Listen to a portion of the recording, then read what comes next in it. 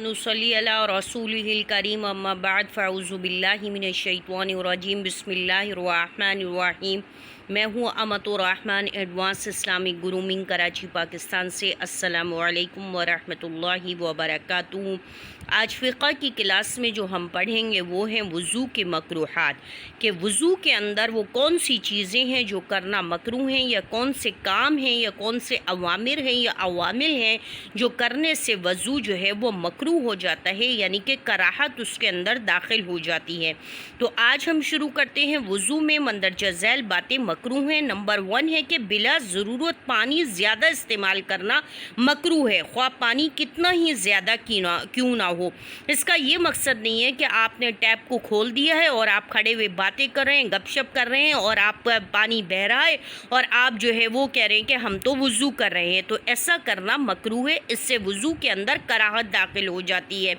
Number 2 क्या है, बिला ज़रूरत पानी के इस्तेमाल में बुखल से काम लेना और कम इस्तेमाल करना, ये भी मकरूह है।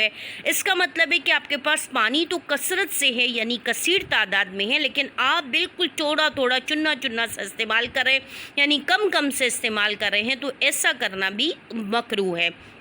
इससे भी वज़ू के अंदर कराहत आ जाती है। आपको दरमियान का पानी इस्तेमाल करना है, यानी बहुत ज़्यादा इसराफ भी नहीं करना और बहुत ज़्यादा बुखल भी नहीं करना है। नंबर 3 क्या है, मुंह पर ज़ोर से पानी का तमाचा मारना। जैसे बाज़ लोगों की आदत होती है, बहुत ज़ोर ज़ोर से मुंह पर पानी पे जो है वो फेंकते हैं या पानी के तमाचे मारते हैं, जिससे आवाज़ आती है या दूसरे लोग भी आपकी तरफ मुतवज्जे होते हैं, ऐसा करना भी मकरूह है। नंबर 4 है कि वज़ू के दरमियान दुनियावी गुफ्तगू करना, यानी कि बाज़ लोग होते हैं कि वज़ू कर रहे होते हैं लेकिन दुनियावी बातें कर रहे होते हैं, तो ऐसा करना भी मकरूह है। हाँ, अगर दीन की कोई बात है, कोई दीनी कोई मसला है, कोई गुफ्तो शनीद है, तो वो आप कर सकते हैं, या आप किसी को कोई मसला बता रहे हैं और बयान कर रहे हैं, तो फिर उस दौरान आप उसको अपनी बात को कंप्लीट कर सकते हैं। नंबर 5 है वज़ू में दूसरों से ताउन हासिल करना। हाँ, अगर माजूर है तो फिर दूसरों से मदद लेने में कोई हरज नहीं। अच्छा, बाज़ लोगों को आदत होती है कि खुद अच्छे खासे हट्टे कट्टे हैं, सेहतमंद हैं, लेकिन दूसरों से कहते हैं कि आप ज़रा वज़ू तो करा दें, या आप थोड़ी सी मेरी हेल्प तो कर दें, या आप फ़लानी चीज़ तो उठा करके दे दें, तो ऐसा करना मकरूह है। हाँ, अगर आपके साथ कोई माजूरी है, कोई उज़्र है, तो कोई दूसरा आपका करवा सकता है, या आप इतने बुज़ुर्ग हैं कि आपसे उठा बैठा नहीं जा रहा, या आपकी तबीयत ख़राब है, तो फिर आप किसी और से हेल्प ले सकते हैं। नंबर 6 क्या है, हर मरतबा नया पानी लेकर सर का 3 मरतबा मसा करना भी मकरूह है। अब हर बार जैसे लोग होते हैं ना कि हर बार अपना हाथ गीला करते हैं, फिर पानी फेंकते हैं, फिर मसा करते हैं, फिर हर बार नया पानी लेते हैं, पानी फेंकते हैं, फिर मसा करते हैं, ऐसा करना भी नहीं है। बस एक मरतबा आपने पानी लिया है, उस पानी को गिराया और उसके बाद जो है वो आपने सर का मसा कर लिया, कानों का मसा, गर्दन का मसा, ये तमाम चौथाई सर के मसे के अंदर दाखिल है। नंबर 7 है कि वज़ू के दौरान आँख या मुंह को ज़ोर से बंद कर लेना है, यानी कि लोग इतनी ज़ोर से आँखें मींच लेते हैं या मुंह को इतनी ज़ोर से बंद कर लेते हैं कि दोनों होंठ जो है वो आपस में जो ऐसे चिपक जाते हैं कि वहाँ तक वो खुश्क रह जाते हैं और वो गीले नहीं होते, या आँख जो है वो खुश्क रह जाती है और नहीं होती है, तो ऐसा करना भी मकरूह है। अगर आँख या मुंह जोर से बंद किया और पलक या होंठ के तक पानी नहीं पहुंचा और वो सूखा रह गया, तो ऐसा करने से भी, या आँख के कोने तक ये जो साइड्स होते हैं उसमें अगर पानी नहीं पहुंचा तो फिर वज़ू नहीं होगी। तो इन तमाम चीज़ों से जो है वो वज़ू के अंदर बहुत ज़्यादा एहतियात करनी चाहिए। दूसरा जो हमारा टॉपिक है वो है वज़ू की अक़साम। वज़ू की भी किस्में हैं कि कौन कि वज़ू की कितनी किस्में, वज़ू की 3 किस्में हैं। नंबर 1 फ़र्ज़ है, नंबर 2 वाजिब है और नंबर 3 मुस्तहब है। अब फ़र्ज़ वज़ू के बारे में बात कर लेते हैं कि मंदरजा झैल 4 सूरतों में मुहद्दिस पर वज़ू करना फ़र्ज़ हो जाता है। नंबर 1 क्या, नमाज की अदायगी के लिए, ख्वाह नमाज फ़र्ज़ हो या नफिल हो, आपके ऊपर वज़ू फ़र्ज़ है।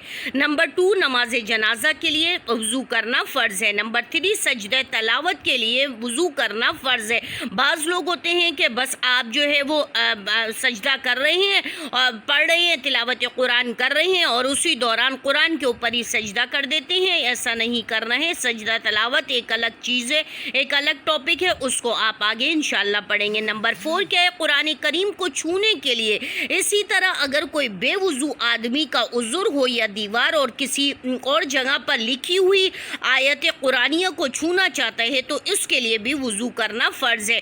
بعض لوگ بغیر کسی اس کے جو ہے وہ قرآن کریم کو وضو کے اٹھا لیتے ہیں یا ایک دوسرے کو پارسل کرتے رہتے ہیں، تو ایسا کرنا بھی صحیح نہیں ہے۔ اب وضو کے واجبات میں آ جاتے ہیں کہ کس حالتوں میں کس کنڈیشن کے اندر آپ کے اوپر وضو واجب ہوگا۔ یہ وضو صرف ایک صورت میں واجب ہوتا ہے، نمبر 1 کہ بیت اللہ شریف کے طواف کے لیے وضو کرنا واجب ہے، یعنی کہ بیت اللہ شریف کے جب آپ کا طواف کرنے کا ارادہ ہے، آپ جا رہے ہیں اور آپ چاہتے ہیں کہ اب میں بیت اللہ کا طواف کروں گی، تو آپ نے کیا کرنا ہے کہ پھر وضو کرنا ہے۔ اس حالت میں وضو کرنا واجب ہے۔ مستحب کن حالتوں میں ہوتا ہے؟ مندرجہ ذیل صورتوں میں وضو کا کرنا مستحب ہے۔ نمبر 1 رات کو سوتے وقت تاکہ طہارت کی حالت میں نیند ہو، یعنی کہ رات کو پاکی کے ساتھ اگر آپ سوتے ہیں اور اگر آپ کی موت بھی واقع ہو جاتی ہے تو آپ پاکی کی حالت میں اٹھائے جائیں گے۔ نمبر 2 نیند سے بیدار ہو کر کے وضو کرنا بھی مستحب ہے۔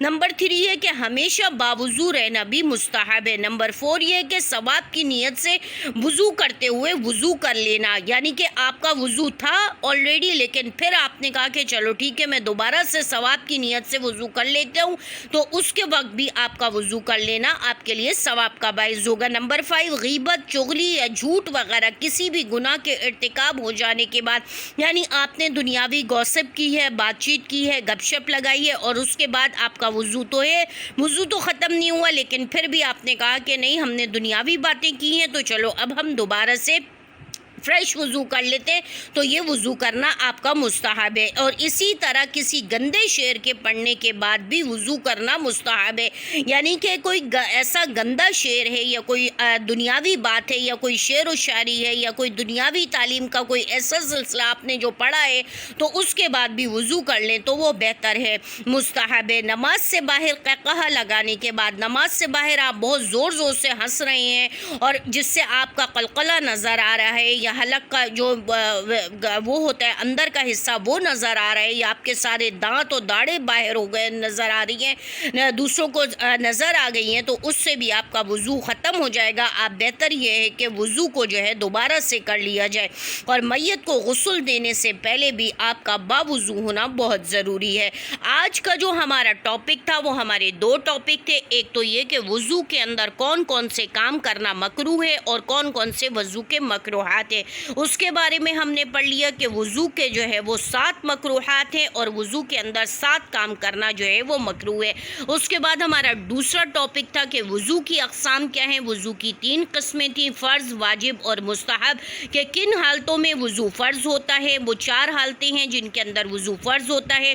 کس حالت کے اندر وضو واجب ہوتا ہے، وہ صرف ایک ہی حالت ہے۔ اور لاسٹ کا جو ہمارا ٹاپک تھا وہ تھا کہ کن حالتوں کے اندر وضو جو ہے وہ مستحب ہوتا ہے۔ اس کے اندر 8 پوائنٹس تھے جو کہ ہم نے پڑھے ہیں۔ تو انشاءاللہ العزیز اگر کوئی بات سمجھ میں نہیں آئی ہو، کوئی پوائنٹ سمجھ میں نہیں آیا ہو تو کمنٹس کر کے پوچھا جا سکتا ہے۔ وآخر دعوانا الحمدللہ رب العالمین۔ السلام علیکم ورحمۃ اللہ وبرکاتہ۔